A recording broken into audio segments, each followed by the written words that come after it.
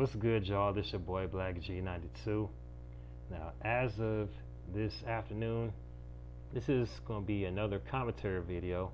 I haven't recorded any of those in a while, and I'd like to give some updates on my initial video that I was supposed to upload within a few minutes to kind of capitalize off the recent reaction video I just uploaded today for Moneyman Rome's live mic performance for his song Heaven. I say, by the way, like I already said before, it's a very good, cool song, whatever. And anyway, the video I did initially plan on uploading was one I recorded over like the clip from Hopson's interview on Talib Kweli's People's Party podcast I ran across, and I saw the title. It said Hopson never thought he would meet the rappers he dissed, and which caught my attention. I thought I was going to specifically name people that he name dropped in his diss records, like the Sag My Pants, and also on Ill Mind of Hopson too, I think, when he mentioned, well, I think more so Sag My Pants, because he was going after damn near everybody on that track: Rick Ross, Lil Wayne, Lupe Fiasco, Soulja Boy, like the who's who in that late 2000s, 2010s era, early 2010s era that were like known names out there as such. And it was, I say the clip was very interesting. He's more so, of course he didn't mention names, but he just said how he kind of cringed at some of those on that record. Probably a few other records he name dropped a few big names on there, and I wonder why would you do that and such like that, which is normal for most artists that are like getting up there in age, because I know this year Hopson will be officially 40 years old on the 18th of this month. And yeah, it does happen when you get older as an artist. You just start reflecting on the decisions you made as a musician, as well as a person, on and off, in and outside the studio. It's like, man, wondering like what made you want to say or do any of this sort of thing.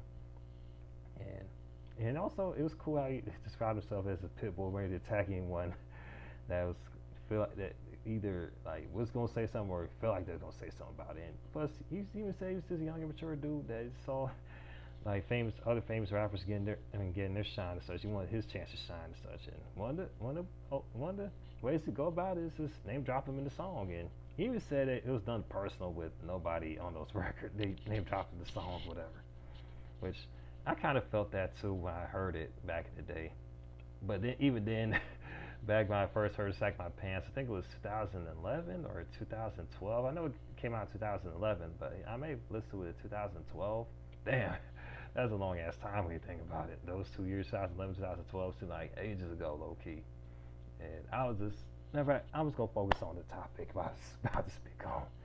But anyway, when I listened to it, I was on that, man, F whoever's in the mainstream like that was out right now. And of course, that attitude has definitely shifted, and it's definitely shifted over the years, and more accepting was who's coming out and who's on top at that point, whether it's in mainstream wise, that is. And of course these days, more so when I speak on these days, more so within the last year or two, it's whatever I'm in the mood to listen to. Really, it's like it's something. It could be either some shit from the 70s, or even some 80s stuff, like from the Barge and like Michael Jackson, or even some from this era, like say Rome Streets and Boldy James, if I'm in the mood for it, or shit. I even still checked out some of the people that was out that came out on Double Cell freshman cover, like that Mexican OT.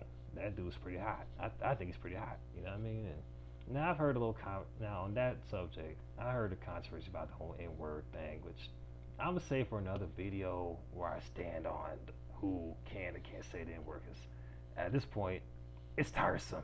You feel me?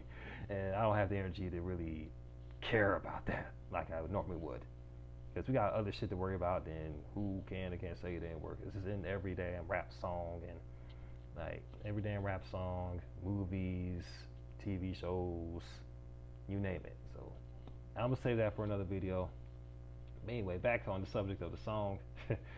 yeah, like I said before, reflecting on Sagging My Pants, if I did re-listen to it, I probably won't like it as much as I did before, because like I said, my mindset was different back then, and of course anyone that was going at the big dogs, I was for it. And like I said, even then I knew Hopson didn't really had nothing personal against Wayne, Lupe. Now he did say felt Lupe was a fake skater, but even then, I'm sure he's just talking and wanted to say something that's gonna make a song hot. And of course, he had nothing personal against Ross and them, so I already dig that already. And plus, he described it as SNL type of like energy with that song, so which makes sense. And of course, you kind of hear on the record.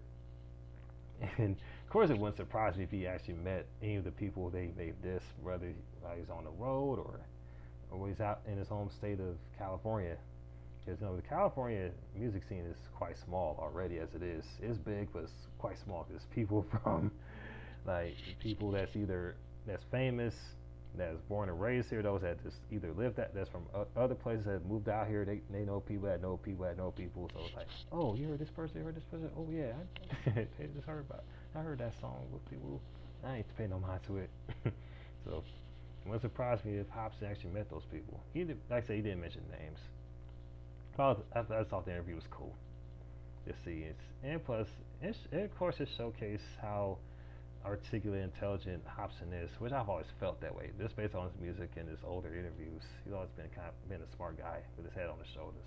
So it was cool to see him have that self-reflection on his old records from the interview from 2 years ago. I might watch the entirety of that interview probably sometime later on, probably whenever I get a chance to, because I think People's Party is on Spotify. It may be on Spotify because most of these podcasts have their platforms on Spotify and such. So I'm gonna look for it on there. Now, anything else I can speak on? I would like to say I might record another video sometime, either later on this evening, if I decide, probably after I decide to step out, if I feel like it or not, or wait till tomorrow to say record more videos, like 2 more videos, because I don't know what came over me, but ever since my birthday or the day before my birthday, I've just been on the tear really. Plus, I just been feel real great, and hopefully this feeling just keeps on going, I just have the same energy throughout. Maybe I shouldn't think like that, and that's more personal. So I'm just going to end this little commentary video on that, and also be sure to stay tuned for more album reviews and also EP reviews on EPs, mixtapes, or even a song. Which, by the way, is going to be a lot more on the way. And before I end this off, I'd like to say rest in peace to Young Noble from the Outlaws.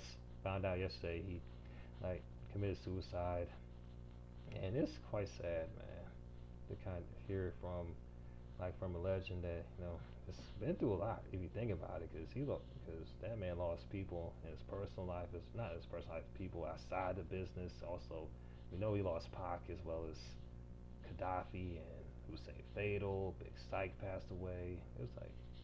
It seemed like it's this dark cloud over the Outlaws. It seems. And the album, if we counting Big Syke and counting Big Syke, it would make it. Yeah, Noble would have been in his. Oh yeah, I also got to mention the recent health scares, like not health scares, more so health issues that Young Noble had survived, like heart attack and such. Like man was going through it the last 2 years, and plus he had kicked off a beef with Nas and such.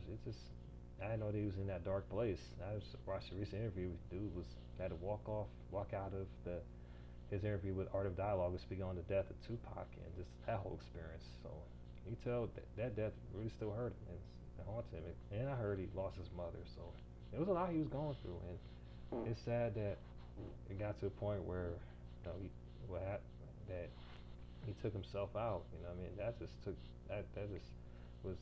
really hit me right here, because I lost my train of thought. I lost my train of thought. I got my word. I can't find out other words to say, but yeah, it was real sad, and just send my condolences on not only in the group chat that I'm in, also in my community tab as well. Just post R.I.P. like Young Noble post on my page, and man, just lost another one. It seemed like a lot of the veterans of whatever whatever industry they're in is just dropping dead, man. It makes you think sometimes. But yeah, nonetheless, like send my condolences to his family and his friends, especially Edie, Napoleon, Castro, Storm. I know they feeling it right now, man. 'Cause aside from Young Noble's passing, that like I said just happened yesterday. It also Beto's gone, Big Sykes gone. Yeah, that made about four. Maybe about four outlaws. Now, I heard someone mention Stretch, of course, because he was part of like Thug Life movement early on. He wasn't officially a member, but he was part of that movement. So we could throw in Stretch in there too. In spite of him and Pac not like pretty much not being in the best of terms for their respective like untimely passings. So yeah, nonetheless Stretch. So that if we count Stretch as well, like that would make it like 5 people from that whole Thug Life Outlaws movement that's gone. And that's something when you think about. That's just something eerie to think about. And that's why I think it seemed like a dark cloud over the Outlaws. You know what I mean? Especially with the death of Pac. It seemed like nothing. It seemed like nothing was going right for the Outlaws, for career wise. But I'm gonna stop right here before this video gets too long. And I'm gonna end it on this note. If you want me to do more of these commentary videos, where I just kind of ramble or what may have you, be sure to let me know in the comment section. Hit that like button, notification button, hit that subscribe button as well, and follow my social media accounts, which will be posted in the description box below. This is your boy Blak G 92, about to sign off. Holla at your boy. Peace.